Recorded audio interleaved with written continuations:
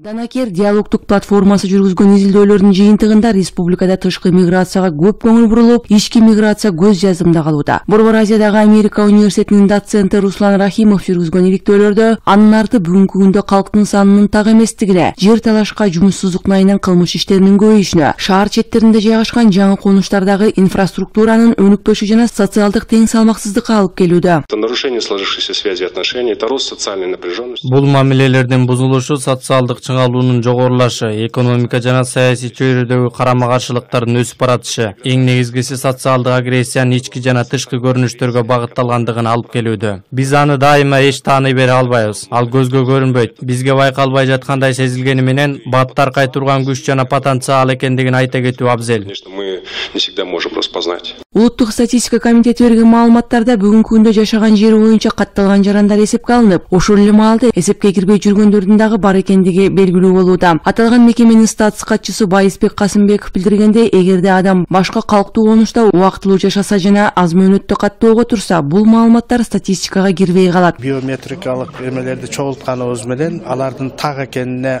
ошого чейин биз көзүбүз жетпейт. Анткени канчалаган кишилер жерлерден келишип ушул Бишкектин айланасына, Бишкектин ичине отурукташканы менен алардын каттоосу жок. Ошолорго чейин көпчүлүгүнүн каттоосу болгону менен кандайдыр бир элдин санынын каттоосу жок жөн эле жүргөндөрү билинет да. Мунун бардыгын медициналык учрежденияларга, мектептерге, балдарды бала бакчаларга алып барганда көрүнүп атат. Бул айтылгандарга Балдарды коргоо борбору коомдук бирикмесинин өкүлү Нурлан Жакыпов кошулбайт. Анын айтуусунда калктын саны ар бир квартал башчыларында жазылуу, ал үчүн тиешелүү министрликтер биргеликте иштеп, азыркы күндө жерлерде эл жашабай турган турак үйлөр көп, иштетилбей турган жерлер турат. Аларды пайдаланууга берсе мындай көйгөй жаралмак эмес дейт. Ички миграциянын болуп турган өзү коомдун экономикасынын өзгөрүүсүнө чоң жардам берет да. Айталык, мына эгерде мамлекеттик структуралар ушул багытта КРС, экономикалык министрлиги, жаштар министрлиги деп атпайбы, эгерде ушулардын баардыгы чогуу ушул боюнча бир саясат иштеп чыкса, айталык, чүйдүн тегерегинде иштетилбей калган жерлер бар деген сыяктуу, Ички миграция кылып атканда ошолорду колдонсо болобу? Нарынга же ат башыга жер колдонулбай иштетилбей жаткан Токмоктун өзүндө канча деген бош